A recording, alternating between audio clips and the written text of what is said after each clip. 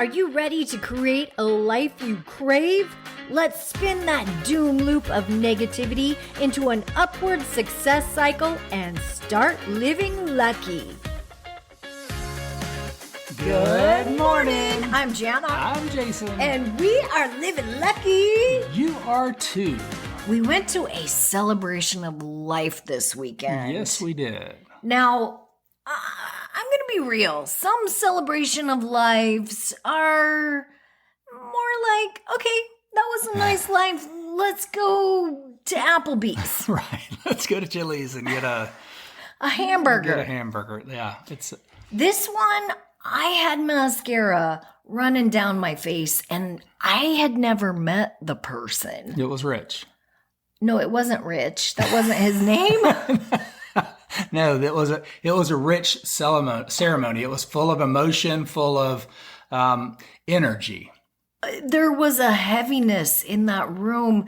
This person has inspired so many people. In fact, I started thinking, if I died tomorrow, I'm not sure I could fill I don't even know if I'd want a church service, because I don't know if I could fill any church, let alone one of these big mega churches. Yeah, we'll just have a small station wagon service if that's okay. Yeah, why don't you just put my ashes in the lake? Because I'm not even sure. Do you know what I'm saying? I think one of the things is I think oftentimes many of us are oblivious to the number of lives that we impact on a daily basis. I know, but for people he had people flying in. They had an audio. They had a simulcast so that people could zoom in. I'm going to be real. People around the world. I have a big birthday this year, and I'm not even. I told Jason, I don't even want to have a big birthday party because I don't know if people would come to my birthday party. I don't know if they would take time out of their lives to come celebrate my birthday, let alone my death. Well, I believe that more people. So this is one of the things I believe. I believe more people celebrate deaths than they celebrate birthdays, which is a shame. Because once you're dead, you can't see it. Yeah. And I think... Which is why I think there was an episode of Good Times where he faked his death just so that he could see who would come to his and that's what's his funeral. It's kind of sad because... And that's why I love gratitude. I love appreciation. I love having that experience where I think we should have celebration of life parties while we're living. So we should have celebration of death parties. No, so maybe for my big birthday I should have a celebration of life party. Call it a celebration of life. Jana's celebration of life. Because should I think that's what it should be called. Because what happens is we have a celebration of life in death, and so many people come in and they put the time in their schedule and they come show the respect for what the person has done and who they are. And the person who was living that life doesn't get to see it and doesn't get to see the impact that they've had on everyone else. And Kenan knew. Like Kenan knew because he had dream builders and he had all this community around him that literally thanked him on a regular basis and called to him and said, "Hey, can you come talk to us about this process and this formula for being a dream builder?" And it was amazing. And it's when you have that, it's wonderful. But in regular day, like most people in the world just have a birthday. They have a dozen people or 5 or 6 people over, and they don't get deep. They just stay surface level, and it's just another day on the calendar. Okay, so I went to this celebration of life to support Jason and to meet some of Jason's network of friends that he has developed over the last couple years. I had never met Kenan. I came away so inspired. Not only so inspired, I came away a blubbering mess, like I said. And I also came away feeling like I knew him as a person, which I found that to be a really great feat. He had recorded a poem, And they played the recording of him reciting the poem. Yeah. So that kind of felt like he was there. Yeah, that was in the room. It was with pretty us. cool. It was also a little weird. Right, it was a little weird. But it just was what it was. When you know someone's gone and you see them on the screen reciting a poem. There was one thing that really, really struck me is in the, what do you call it? The little... the program. Okay, in the program, they asked the question, and this is part of Dream Builders, or this is something that Kenan has as part of his Dream Builders philosophy. Well, and one of the things that we talk about all the time is empowering questions. And one of the questions is, when God created you, what did he want the world to learn? Or what promise did God make the world when he created you? Yes. Thank you for rephrasing Well, I've that. been in the Dream Builders for about 3 years, so it's... And that really made me stop and think, because I really don't know. I really don't know. I think the answer to that question is what's your purpose in life? Because our purpose in life is not really for us, it's for how we contribute to the world. Mm-hmm. So the promise God made the world. But can that change throughout your life? Yeah, as we grow, like we will. So it's like, how would I contribute to my household when I'm 5 years old? How would I contribute to my neighbors? And that's just like expressing joy, expressing enthusiasm and curiosity. Well, I think as we grow and expand our minds, our horizons, and all that, it's really just a bigger expression of that joy, enthusiasm, and curiosity. So what does that look like, and how do we show that and highlight that for the people in our quote unquote world?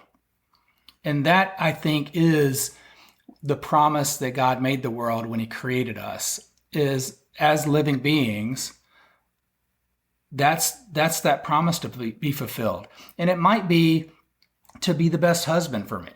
It might be to go speak to people at the ski tournament on Wednesday. It might be to meet a certain person and to say a certain thing to someone that inspires them to go create the life of their dreams and to start feeling like they're living lucky. It might be to be doing this podcast right now so that someone is inspired to change the way they think about life and do something differently and get out of that mediocrity and start being extraordinary. So these are the things these might be the promises that God made the world when he created me. And I wouldn't have leaned into it if back in 2021, I didn't say, you know what, I'm ready to start living in my purpose. Mm-hmm. And if in 2014 and 15, I didn't say something's got to change. Something's got to shift because I'm so out of alignment that I'm feeling like I'm going to pop. Yeah, I know.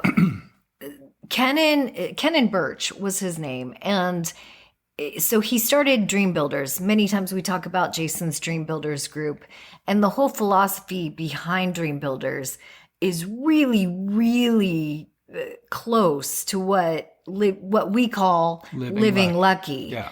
And when he just uses different language. Yeah, different vernacular, language. He talks about feeling fulfilled and having God inside you, basically. Mm-hmm. And his poem that he gave was pretty... I thought it was pretty profound. It's pretty... It's fun. It was about, at the beginning of his life, he felt like he was the artist. And then at the end of his life, he was the audience. Yes. And in that way, he could just enjoy the music and enjoy everything, all the blessings, and it was really about gratitude. The result is, though, he inspired a lot of people. Yes.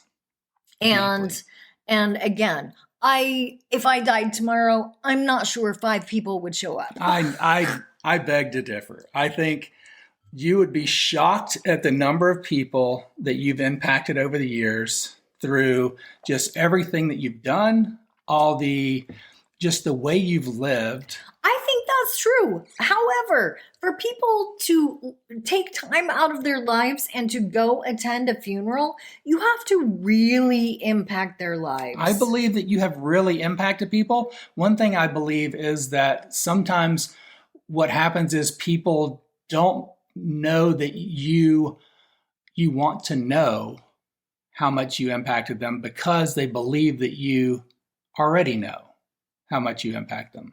So, and they also don't know that they're close enough to you to come to your funeral. Does that make sense? Like Really? I don't deserve to go to that person's funeral. They impacted my life immensely. You mean I'm not in their inner circle? Yeah. So they impacted me tremendously. Like I would watch it. I would want to feel like I was a part of it by watching it on something, but I wouldn't want to take up space, quote unquote, take up space in the church because I feel like there would be so many people there. That's silly. That's like everyone. That's like, I'm telling you, that's like when we went to that conference and the guy was like, call 911 and nobody called 911. I'm telling you, I believe there's a lot of that going on out there. There's a lot of assumptions made in the world. And that's why people, I see this all the time. Like when I'm working with coaches that are like with thousands of people and we finish a cohort, and people will reach out to me and say, you did such a great job. I was like, did you tell the coach that led it what a great job he did or she did? And they're like, well, no, they already know that. I was like, you'd be shocked. Like we have discussions because they don't get emails from anyone because they just think everyone is like so many people are already like that email would take up space and distract them or be a nuisance. But they just people don't get the compliments or the praise. And so people don't want to show up to a funeral and say, I'm taking up space here because I'm not worthy of it. No. I think so. That is so silly. I don't think it's silly. That is silly. I think that is so silly. Is there anyone in your life that has impacted your life? Like, let's say Joe Dispenza, if he died. I would not go to Joe Dispenza's funeral. Because he hasn't. However, he has totally impacted my life. Right. So there you go. So, but why wouldn't you go to his funeral? Let's say his funeral's in Orlando. Are you serious? Are you totally serious? He has massively impacted your life. Oh my God, he totally has massively impacted your life. He totally has massively impacted my life. And why wouldn't you go to his funeral? Because I wouldn't want to take up a spot in the church. Because you feel like he doesn't know you. He doesn't know me. But you know him, and he's massively affected your life. So that's what I'm saying is so many people are changed by the people. Like we change the people we meet on a daily basis and the way we live our lives, the things we talk about. But we won't go, like, we wouldn't want to take up the space in the church. I am not. So you and I we don't feel like they're in their sphere. We're not at Joe Dispenza level. See, So you say that because we're not speaking to us. We're speaking to the people that are on their way to us. So Joe Dispenza is speaking to the hundreds of thousands of people that are where we are. Oh my and we're gosh. speaking to the hundreds of thousands of people that are on their way to where we are now. Joe, I'm coming to your funeral.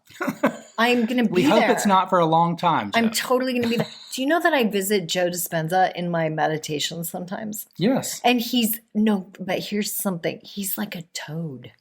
That's fine. You're not kissing him, are you? Hoping he turns into his prince? No, not at all. But it's just so funny because like he's a toad. Well, he's really a wise toad. Yeah. Well, it's probably because of the way his meditations sound. Maybe that's it. Anyway, he's coming to Orlando.